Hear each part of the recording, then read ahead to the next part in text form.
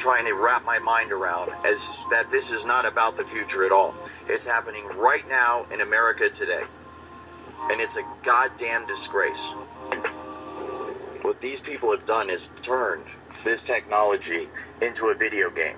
And that is exactly how they approach it.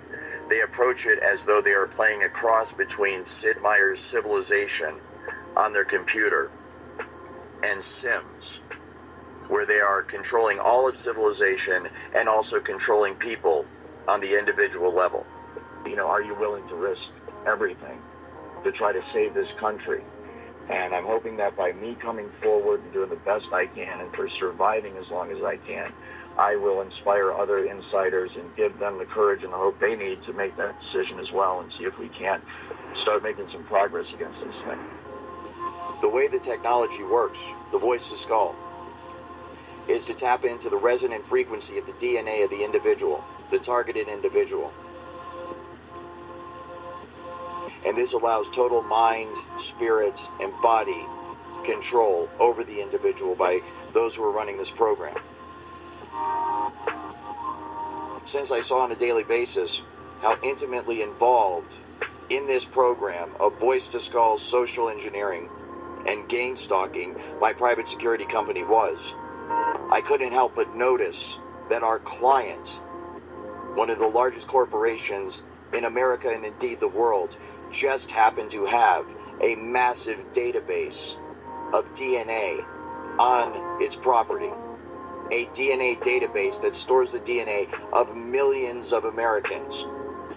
Their emotions, their thoughts, their minds, their heartbeat, their muscle movements, their dreams, their thoughts. Millions of Americans. A DNA database of DNA on its property. A DNA database that stores the DNA of millions of Americans. Their emotions, their thoughts, their minds, their heartbeat, their muscle movements, their dreams, their thoughts. It's a massive database. America and indeed the world just happened to have a massive database of DNA on its property. A DNA database that stores the DNA of millions of Americans. Their emotions, their thoughts, their minds, their heartbeat, their muscle movements, their dreams, their thoughts. Everything they see and everything they hear is all recorded and manipulated by this technology. And all of this is made possible by the people running this program, utilizing the technology to tap into the resonant frequency of the individual's DNA. So they can broadcast this from a satellite, a tower, over many, many miles. And yet only that particular person, the targeted individual with that particular physiological signature or DNA signature, will actually pick up the sent message, correct? That is correct. The digital receiver is the human brain. Okay, so you could be standing in a room full of 100 people. The stream of energy, the stream of electromagnetic... It's everyone, but you're the only one who gets it. That's what I was saying, yeah. It would pass right through and around everyone, and they would not even sense anything. But the victim would absorb the energy and feel its effects, because only the victim possesses that specific brainwave signature, which the stream of energy is tuned into. The supercomputer begins to monitor all electromagnetic activity of the victim's brain by way of this bidirectional stream of energy. And it begins to monitor and download all that information back into its database. The supercomputers are designed to clone, to download one's entire persona and psyche back into its database. Because of my responsibilities in surveillance as a otherwise normal security specialist, I would show this technology at work. And it was through the perspective, of course, of the camera, and when I was told that it was obvious it was being used through the eyes of the target. So I have seen it, and it is absolutely remarkable. It's just like a first-person, video game or something where you see right through the eyes of the individual. When we look through our eyes, absolutely remarkable. It's just like a target. So I have seen it, and it is absolutely remarkable. It's just like a first-person, video game or something where you see right through the eyes of the individual. When we look through our eyes, there are photons hitting the outside of our face. They don't actually make it into the part that thinks. The part that thinks is looking at something else. It's looking at some kind of weird compressed signal. Basically, those optical signals are interpreted by the brain, and then you perceive them as vision. You perceive them as pictures and so forth, but this is all electrical signals within the brain. And so the exact same thing, the data is taken in through the eyes, and then your brain renders it in a visual form that we know as sight. The exact same thing happens with the computer. The data is sent to the computer, and then it is rendered in the form of a picture that people can look at. Images, like natural images, like what I'm looking at, have so much structure that they can be shrunk and compressed into a very tiny, what AI people call representation. So what our brains seem to do is build a very, very good compressed representation of the world. Call it a model. So just like if I have a building and there's like a blueprint or a scale model of the building, imagine I have the whole world and all of its concepts, and I shrink it down into this weird compressed representation so that it fits inside my brain. That same thing happens with the computer. The data is sent to the computer, and then it is rendered. And from what I understand, that's where this technology is right now. The cutting edge is trying to marry, the software that's used to render it on the computer and the actual detecting of the signal and the hacking of the signal within the human mind. Grand Theft Auto 5, also known as GTA 5, is a very good example of how all this could be accomplished. In the game, on one of the many streets of its virtual city called Los Santos, you see a very familiar picture.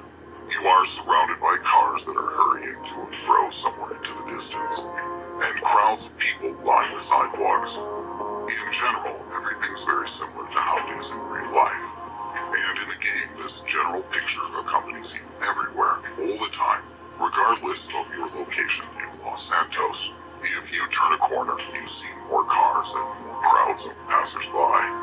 So being on that Los Santos street, you might think that the same story is happening to others, that life is alive and happening in the whole city at any point in the urban landscape. But, in fact, this is simply not true. You must not forget that everything you see is just an illusion, built just for you. While you are on the street with the conditional name A, absolute nothingness has filled street B.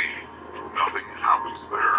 The game continuously, magically draws for you this living, active life, while street B drowns in silence and, in fact, barely exists. All modern video games work on this principle. When you are absent from a certain location of a virtual city, there is absolutely nothing at this location. No people, no cars, no city itself. The developers optimize the game in order to reduce the load on absolutely nothing. When you are absent from a certain location of a virtual city, there is absolutely nothing at this location. No people, no cars, no city itself. The developers optimize the game in order to reduce the load on the computer hardware. They weren't able to transmit the digital images fast enough, so they needed some way to reduce the file sizes. The algorithm developed by the FBI, along with some government-funded labs, became a standard in how fingerprint images were stored and transferred. A deep look at the mathematics of this technique is way beyond a 15-minute YouTube video, but we can get a very good idea for the general concept and how they managed to reduce the necessary storage by a factor of 20. So let's see what they did. A digital image, when you zoom in, is just made up of a bunch of pixels, each of a specific color, and those colors are represented by some numerical value. Now, for this video, like that previous one, we will only be worried about grayscale images, where we can have black, white, and a continuous spectrum of different shades of gray. So pictures like these. Now, to send a digital image, we could just send the numerical value associated with every single pixel, which would then be reconstructed on the other end. But that's a lot of information, and we need something much better. To understand the algorithm that was used, we first need to realize that we can make any image, from this all the way to this, or the Mona Lisa, or whatever, using sine waves. If that seems super weird, don't worry, it did to me too at first, because it doesn't even seem like images and these functions mix. But here's how they do.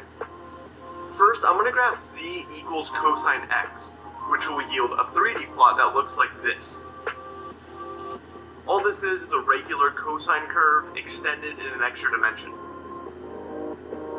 But we sort of don't really care about the 3D aspect, because what I'm going to do is color the top of this black, the bottom will be white, and there will be a continuous fade in between, so a spectrum of gray. And we're going to look at this from the top view only. What we have here is a two-dimensional cosine curve. It's an image that oscillates back and forth in one direction, but in color rather than height. And you'll notice it's constant along the y-axis. If I instead graph z equals cosine of y, then we get the same thing, but the colors are constant in the x direction and change in the y direction. If I increase the frequency, then we get faster changes in color, and lower frequencies correspond to slower changes. Now, if I graph cosine of x plus y, then the colors stay constant along a 45-degree angle. This is what we really care about. Cosine of some number u times x plus another number v times y. When u and v are the same, we get what we see here. The colors are angled at 45 degrees, or 135 depending on your reference. And as I increase u while decreasing v, you'll notice that the angle changes, as well as the frequency in this case, until we get to v equals 0, where the colors are oriented vertically, like we saw before. Now, if we take, let's say, cosine of x and cosine of 2y, then combine them, we get a slightly more complex image, whose equation is cosine x plus cosine 2y. If we then add in something like cosine 0.5x plus 0.3y, we get this. It gets more chaotic. And it turns out if you kept doing this with just the right functions, usually an infinite amount, you could create any grayscale image you wanted. So yes, any picture you see can be thought of as a bunch of 2D sinusoids added up.